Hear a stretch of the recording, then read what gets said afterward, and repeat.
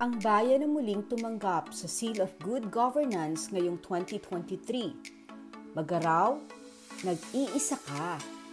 Dagustabi ka mo sa bayan ng Magaraw.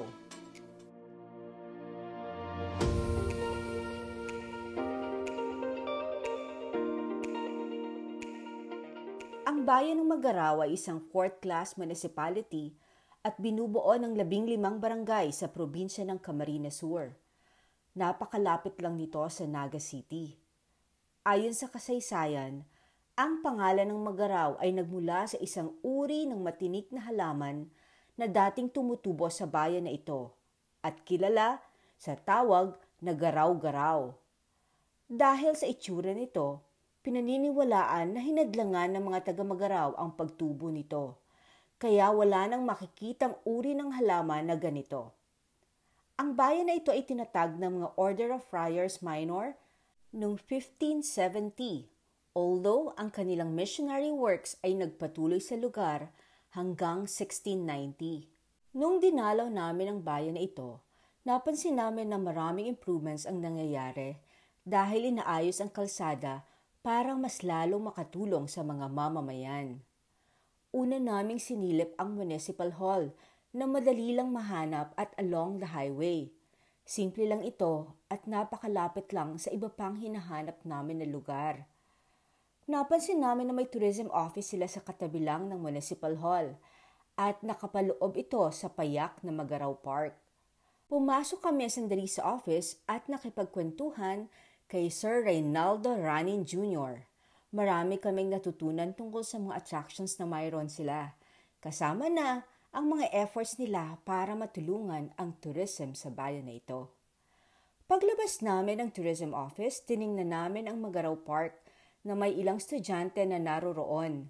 Mayroong stage sa tabi ng tourism office at sa side naman ay ang Bureau of Fire and Protection Building. Halos sa katapat lang ng Magaraw Park ay nakita na namin ang St. Anne Parish or kilala din bilang Magaraw Church. Ang ecclesiastical administration ng simbahan ng Magaraw ay dating nasa Kanamaan hanggang 1750. Ang unang simbahan ay nawasak ng lindol noong 1811. Marami pang sakunang naganap kaya ilang beses ding nagiba at ginawa itong muli.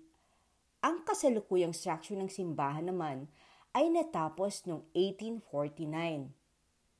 Tahimik at malawak ang church compound. Sarado rin ang simbahan pero nagtanong kami at nalaman namin na bukas pala ang side nito. Nung maglakad kami papunta sa side ng simbahan, nakita namin ang school na sa tingin namin ay under sa St. Anne Parish. Mga ilang tao din ang naroroon kaya nawala ang aming pag-aalinlangan. Pagpasok namin sa simbahan, nagulat kami kasi malaki pala ito at napakamaaliwalas ng vibe dahil siguro sa high ceiling. Sandali kaming tumahimik at syempre, nagdasal ng taimtim. Tiningnan ulit namin ang kabuuan ng simbahan at napansin namin ang ganda ng nakapinta sa ceiling nito. Nakakabilib. Lumabas kami agad at tiningnan namin ang fasad. Talaga nga namang makikita dito ang mga pinagdaanang panahon nito. Pero napahanga kami sa ganda ng main door nito na may nakalagay na St. Anne Parish. Nag-isip kami kung saan kami susunod na pupunta. Pero naalala namin ang nabanggit sa tourism office. Dito sa Magaraw ay mayroon silang tinatawag na Magaraw Hilot Association at ito ang kanilang one town, one product or kilala bilang OTOP. Siyempre pinuntahan namin ito at sinubukan ang hilot dito sa Magaraw.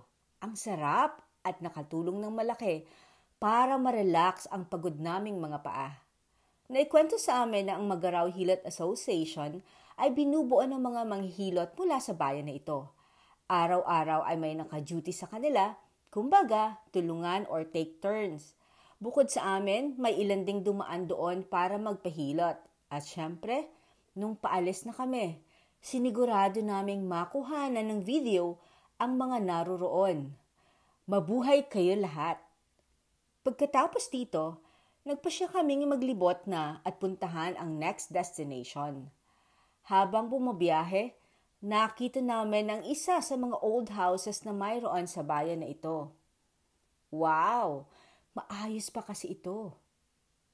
Patuloy kaming bumiyahe at nakita namin ang isang bulaluhan, ang Roscoe Bulalo House. Huminto kami sandali dahil napansin namin na may mga ilang tao na sa loob. At syempre, mukhang nag-enjoy talaga sa food. Maliit lang ang lugar, pero tinatangkilik talaga ito at napakalinis. Nagtanong kami sa mga taga roon at nabanggit nila na minsan nga punong-puno sila sa gabi kaya hindi agad nakakapagsara. Congrats sa inyo at masarap ang food nyo. Nakaka-relax din ang buong lugar dahil sa music at nakakatuwa syempre ang inyong serbisyo. Pagkatapos namin kumain, tiningnan muna namin kung ano nga bang meron sa katapat nito. Dito kasi ang typical na buhay probinsya talaga. Napakatahimik at mayroon pang nakita kami na nag-aararo. Napakasipag ni Tatang. Dahil busog na kami, tuloy na ulit ang paglilibot at nakarating na kami sa aming next destination, ang Sonrisa Farm. Malaki ang lugar na ito at kwento nga sa tourism office, must visit daw ito. Siyempre, nag-register muna kami at nagbayad ng entrance fee dahil gusto naming makita ang buong lugar.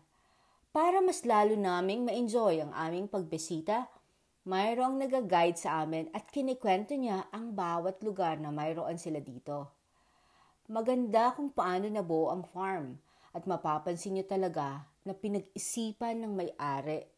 May maliit na chapel, may mini playground for the kids, may ilang function halls na iba-iba ang tema. Nakakatuwa din kasi nakakategorize siya at sa bawat lugar ay mayroong ding nakahandang rooms if gusto ng guests mag-overnight. Pero ang isang malaking function hall ang paborito namin dahil may pa-effect pa talaga ito sa mga guests. This is very ideal for weddings. Nga pala, malapit lang sa isang function hall na ito ang magandang accommodation old house inspired na lagi daw ginagamit ng mga couples kapag nag-aayos for weddings. Nakita din namin na napakaraming tanim nilang halaman. Mga fruit trees at may ilang hayop na naglalakad-lakad lang sa compound. Para mas ma-appreciate nyo ang buong lugar, narito si Sonrisa Farm.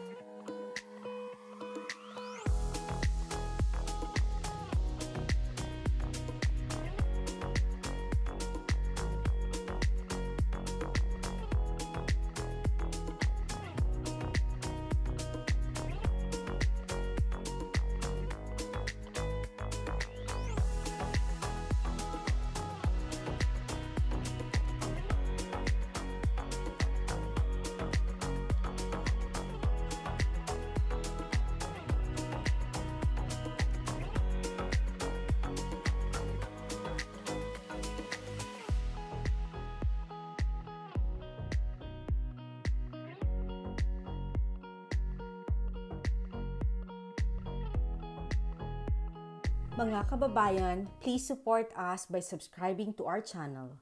Ilang metro mula sa Sonrisa Farm ay makikita na ang art ng Grotto Farm.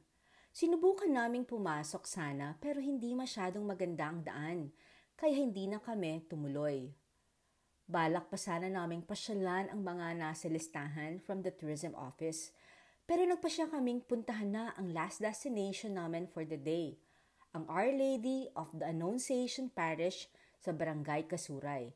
Nakasama din siya sa recommended sites. Medyo mahaba ang aming biyahe at late afternoon nang kami ay makarating sa lugar. Simpleng-simple lang ito at walang tao pagdating namin. Ang lugar ay katabi lang ng kabukiran kaya napakatahimik. Nagdasal kaming muli at palagi ang nagpapasalamat sa lahat ng blessings. Pinagmasdan din namin ang buong kapaligiran at mas lalo naming na-appreciate ang ganitong pagkakataon na makakita kung ano nga bang meron sa probinsya. Lalo na dito sa bayan ng Magaraw. Salamat Magaraw sa inyong mabuting pakikitungo at dasal namin na mas lalo pang umunlad ang inyong bayan. Diyos mabalastabe at magkikita tayong muli, mahal naming Bicol. Hanggang sa muli, samahan niyo kami sa susunod naming papasyalan para sa Ang Pinoy Travel Experiences. Huwag nating kalimutang mahalin natin ang ating bansang Pilipinas, support local, at alagaan natin ang ating kalikasan. Kung may gusto kayong puntahan namin na bayan or city, please share it at the comment section at susubukan naming pasyalan ito. Please don't forget to like, share, and subscribe to our channel, Ang Pinoy Channel.